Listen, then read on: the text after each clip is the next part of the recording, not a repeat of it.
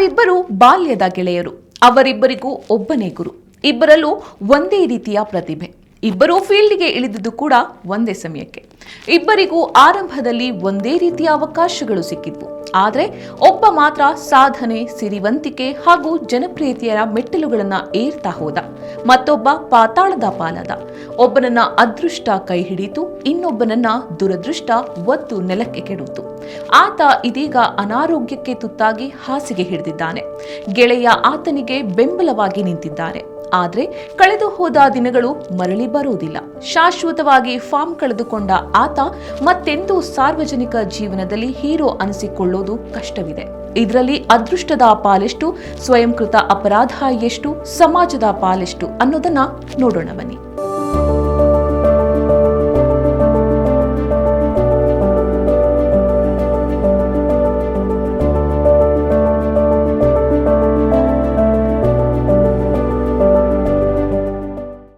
ಇದು ವಿನೋದ್ ಕಾಂಬ್ಳೆ ಮತ್ತು ಸಚಿನ್ ತೆಂಡೂಲ್ಕರ್ ಇಬ್ಬರ ಕಥೆ.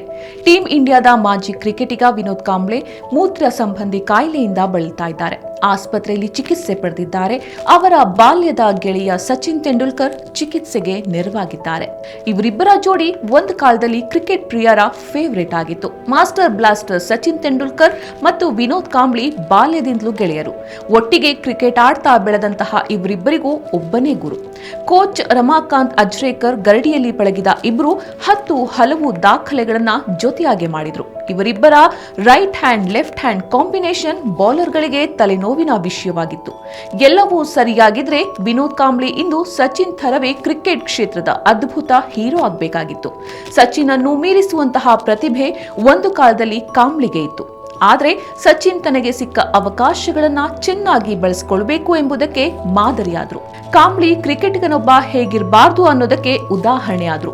ಆಟದಲ್ಲಿ ಅಶಿಸ್ತು ರೂಢಿಸಿಕೊಂಡ್ರು, ಮಾದಕ ವ್ಯಸನಿಯಾದ್ರು, ಗೆಳೆಯರ ಜೊತೆಗೂ ಮನಸ್ಸು ಮುರಿದುಕೊಂಡ್ರು, ಸಂಸಾರದಲ್ಲೂ ಗಲಾಟೆ ಮಾಡಿಕೊಂಡ್ರು. ಕಾಂಬ್ಳೆ ಬಾಳು ಗೋಳಿನ ಗೂಡಾಯಿತು. ಇವರಿಬ್ರು ಮೊದಲು ಒಟ್ಟಾಗಿ ಫೀಲ್ಡ್ಗೆ ಇಳಿದಿದ್ದು 1988ರಲ್ಲಿ ಮುಂಬೈಯ ಆಜಾದ್ ಮೈದಾನದಲ್ಲಿ. ರಮಾಕಾಂತ್ ಅಚ್ರೇಕರ್ ಅವರ ಈ ಇಬ್ಬರು ಶಿಷ್ಯರು ಅಲ್ಲಿ ಅದ್ಭುತ ಪ್ರದರ್ಶನವನ್ನ ನೀಡಿದ್ರು.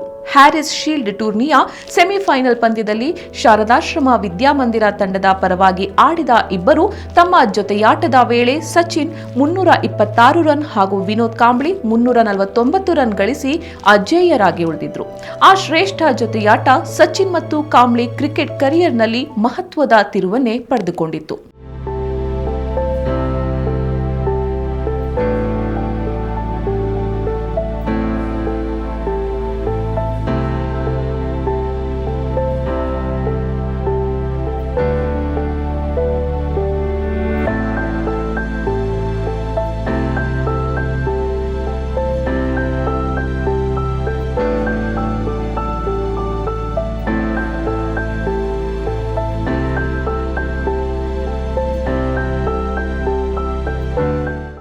ಈ ಅಭೂತಪೂರ್ವ ದಾಖಲೆಯ ಜೊತೆಯಾಟ ಆ ದಿನಗಳಲ್ಲಿ ಜಾಗತಿಕ ಸುದ್ದಿಯಾಗಿತ್ತು. ಆ ದಾಖಲೆಯ ಪಂದ್ಯದಲ್ಲಿ ಸಚಿನ್ಗಿಂತ ವಿನೋದ್ ಕಾಂಬ್ಳೆ ಹೆಚ್ಚು ರನ್ ಬಾರಿಸಿದ್ರು.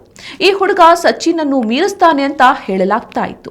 ಕ್ರಿಕೆಟ್ ಜೀವನದ ಆರಂಭದ ದಿನಗಳಲ್ಲಿ ವಿನೋದ್ ಕಾಂಬ್ಳೆ ಶತಕದ ಮೇಲೆ ಶತಕ ಬಾರಿಸುತ್ತಾ ಭಾರಿ ಭರವಸೆಯನ್ನ ಮೂಡಿಸಿದ್ರು ಕೂಡ. ಆದರೆ ಮುಂದೆ ಆಗಿದ್ದೇ ಬೇರೆ.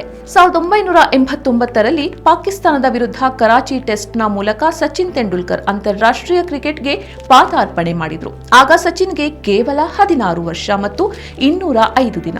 ಇದಾಗಿ 2 ವರ್ಷ ಬಳಿಕ ಅಂದ್ರೆ ಅಕ್ಟೋಬರ್ 1991ರಲ್ಲಿ ಶಾರ್ಜಾ ಮೈದಾನದಲ್ಲಿ ಪಾಕಿಸ್ತಾನದ ವಿರುದ್ಧ ಕಾಂಬ್ಳೆ ತಮ್ಮ ಚೊಚ್ಚಲ ಏಕದಿನ ಪಂದ್ಯವನ್ನ ಆಡಿದ್ರು.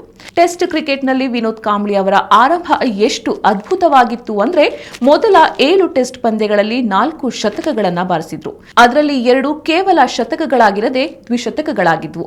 ಟೆಸ್ಟ್ ಕ್ರಿಕೆಟ್ನಲ್ಲಿ ಅತ್ಯಂತ ವೇಗವಾಗಿ ಅಂದ್ರೆ ಕೇವಲ 14 ಇನ್ನಿಂಗ್ಸ್ಗಳಲ್ಲಿ 1000 ರನ್ ಗಳಿಸಿ ಇವರು ದಾಖಲೆ ಬರೆದ್ರು. ಸಚಿನ್ ತೆಂಡೂಲ್ಕರ್ ಅವರಂತೆಯೇ ಕಾಂಬ್ಳೆಯನ್ನ ಟೀಂ ಇಂಡಿಯಾದ ಭವಿಷ್ಯದ ಸ್ಟಾರ್ ಅಂತ ಕರೆಯಲಾಯಿತು. ಆದರೆ ಯಶಸ್ಸನ್ನ ತಲೆಗೇರಿಸಿಕೊಂಡ ಕಾಂಬ್ಳಿ ಕೆರಿಯರ್ನಲ್ಲಿ ಹಾಗೂ ವೈಯಕ್ತಿಕ ಬದುಕಿನಲ್ಲಿ ತಪ್ಪು ಹೆಜ್ಜೆ ಹಾಕ್ತಾನೆ ಹೋದ್ರು. ವಿಪರೀತ ಕುಡಿತದಿಂದಾಗಿ ಆಟದಲ್ಲಿ ಹಿಡಿತ ಕಳೆದುಕೊಳ್ಳಲಾರಂಭಿಸಿದ್ರು. ನವೆಂಬರ್ 1995ರಲ್ಲಿ ಕೇವಲ 24 ವರ್ಷ ವಯಸ್ಸಿನಲ್ಲಿದ್ದಾಗ ಕಾಂಬ್ಳಿ ತಮ್ಮ ಕೊನೆಯ ಟೆಸ್ಟ್ ಪಂದ್ಯವನ್ನ ನ್ಯೂಜಿಲೆಂಡ್ ವಿರುದ್ಧ ಆಡಿದ್ರು. ಅಕ್ಟೋಬರ್ 2000ರ ನಂತರ ಭಾರತದ ಏಕದಿನ ತಂಡದಲ್ಲೂ ಅವರಿಗೆ ಸ್ಥಾನ ಸಿಗಲಿಲ್ಲ. ಕೋಚಿಂಗ್, ರಿಯಾಲಿಟಿ ಶೋಗಳು ಮತ್ತು ರಾಜಕೀಯದಲ್ಲೂ ತಮ್ಮ ಅದೃಷ್ಟವನ್ನ ಅವರು ಪರೀಕ್ಷಿಸಿದ್ರು. ಆದರೆ ಶಿಸ್ತಿನ ಕೊರತೆಯಿಂದಾಗಿ ಅವುಗಳಲ್ಲಿಯೂ ಅವರಿಗೆ ಯಶಸ್ಸು ಅನ್ನೋದು ಸಿಗಲೇ ಇಲ್ಲ. ವೈಯಕ್ತಿಕ ಜೀವನದಲ್ಲೂ ಕಾಂಬ್ಳಿ ಸುಖ ಕಾಣಲಿಲ್ಲ. ಪುಣೆಯ ಹೋಟೆಲ್ ಬ್ಲೂ ಡೈಮಂಡ್ನಲ್ಲಿ ರಿಸೆಪ್ಷನಿಸ್ಟ್ ಆಗಿದ್ದ ನೋಯೆಲಾ ಲೂಯಿಸ್ ಅವರನ್ನ 1998ರಲ್ಲಿ ವಿನೋದ್ ಕಾಂಬ್ಳಿ ವಿವಾಹವಾದ್ರು. ಈ ದಾಂಪತ್ಯ ವಿಚ್ಛೇದನದಲ್ಲಿ ಕೊನೆಗೊಂಡಿತು. ನಂತರ ಕಾಂಬ್ಳಿ ಮಾಡೆಲ್ ಆಂಡ್ರಿಯಾ ಹೆವಿಟ್ ಅವರನ್ನ ವಿವಾಹವಾದ್ರು. ಈ ದಾಂಪತ್ಯದಿಂದ ಒಬ್ಬ ಮಗ ಮತ್ತು ಒಬ್ಬ ಮಗಳು ಜನಿಸಿದ್ದಾರೆ.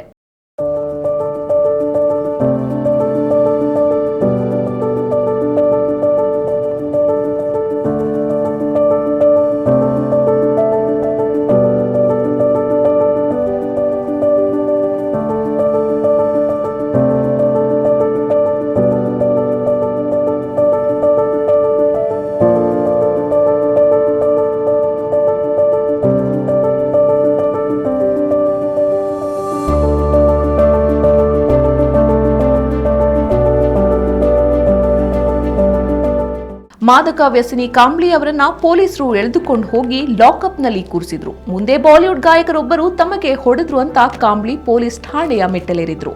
1996ರ ವಿಶ್ವಕಪ್ ಟೂರ್ನಮೆಂಟ್ ವೇಳೆ ಅಂದಿನ ನಾಯಕ ಮೊಹಮ್ಮದ್ ಅಜರುದ್ದೀನ್ ವಿರುದ್ಧ ಮ್ಯಾಚ್ ಫಿಕ್ಸಿಂಗ್ ಆರೋಪ ಮಾಡಿದ್ರು. 2015ರಲ್ಲಿ ಮನೆಯ ಕೆಲಸದಾಕೆಯ ಮೇಲೆ ಹಲ್ಲೆ ಮಾಡಿ ಅಕ್ರಮ ಬಂಧನದಲ್ಲಿ ಇಟ್ಟಿದ್ದಾರೆ ಎನ್ನುವ ಆರೋಪವು ಇವರ ವಿರುದ್ಧ ಕೇಳಿಬಂತು.